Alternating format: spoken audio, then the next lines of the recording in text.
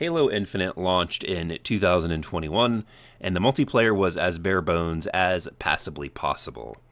Since then, 343 has been adding in new content with each seasonal update, new maps, new modes, new armors, and we've finally gotten a look at what we can expect with Season 5 titled Reckoning.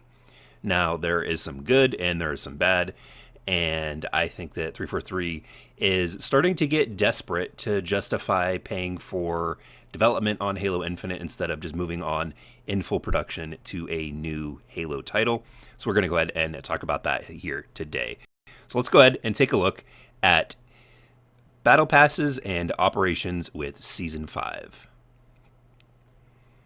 Since the launch of Halo Infinite, seasons have featured a 100-tier Battle Pass which offers various rewards and unlocks across both free and premium tracks.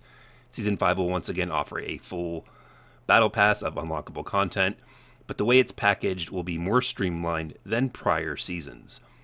Season 5's Battle Pass is comparable to what's been offered in prior season in terms of breadth of content, but now consists of 50 total tiers.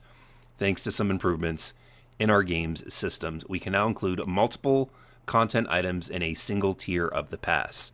Historically, the Battle Pass may offer a coding for each core, represented as individual separate offers across separate tiers. With Season 5, you'll see a coding offered in a single tier, and it will work and apply to every armor core in the game.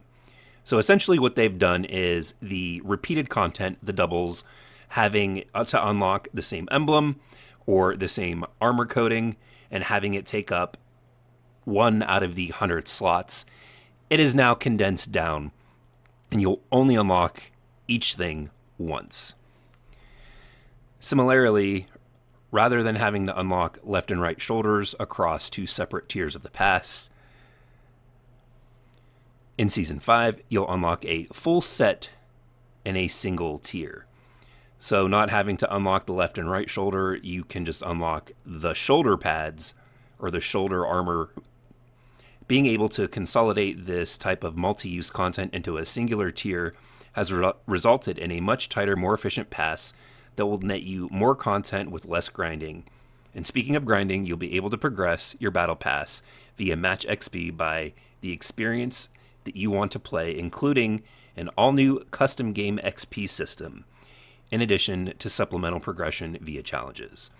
So that is another huge announcement. Custom games are now going to allow you to progress towards the Battle Pass. Now my question is this custom games that is over Xbox Live, or can I just host a bot custom game on my Xbox, not even go into matchmaking, and unlock through the Battle Pass that way? Because in all honesty, I feel like a lot of people are going to do that and it's going to be abused. And on the third day, you're going to have somebody that has already gone through all 50 tiers.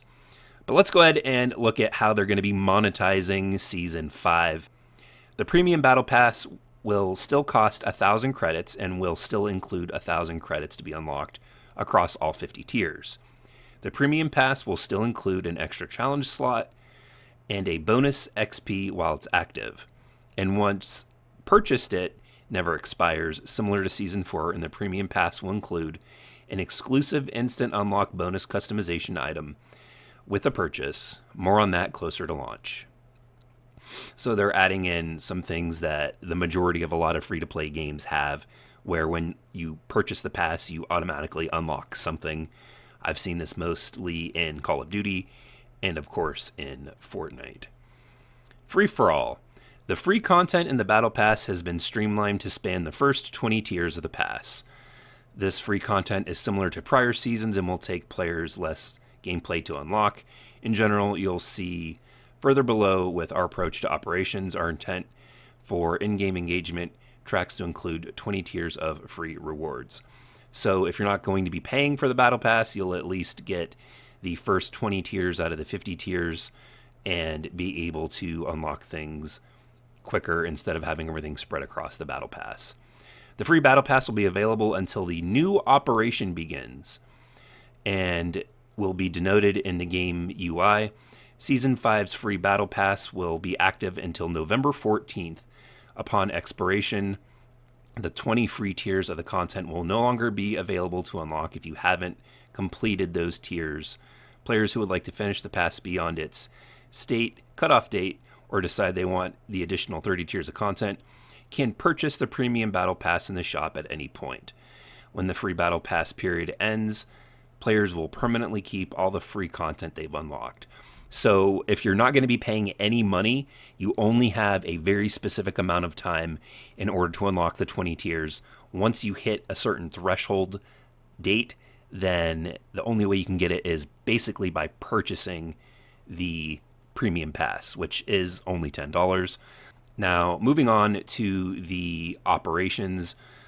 Since launch, Halo Infinite has featured numerous events which offer free earnable themed rewards during a specific window of time.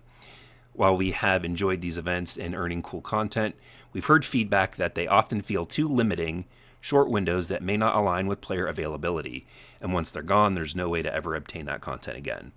Now, these are essentially what have been going on over the last couple of years, about once every few weeks, where they just have a free event going that is 10 tiers.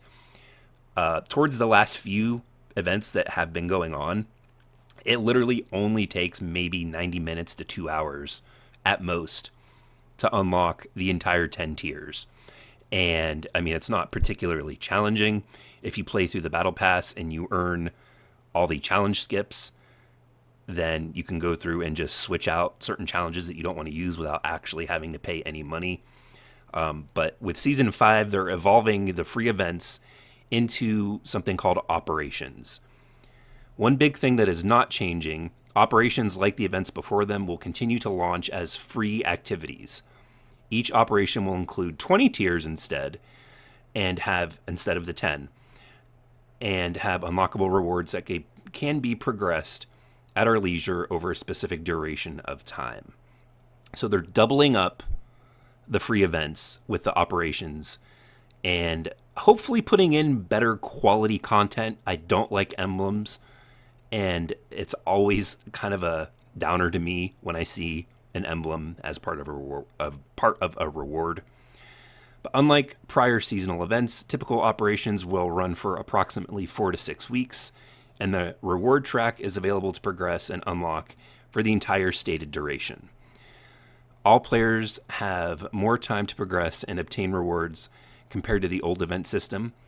Like the Season 5 Battle Pass and prior season events, the operation comes to an end, access to the free Operation Pass goes away, and players won't be able to unlock any rewards further. So, of course, here is another little bit of a thing of FOMO.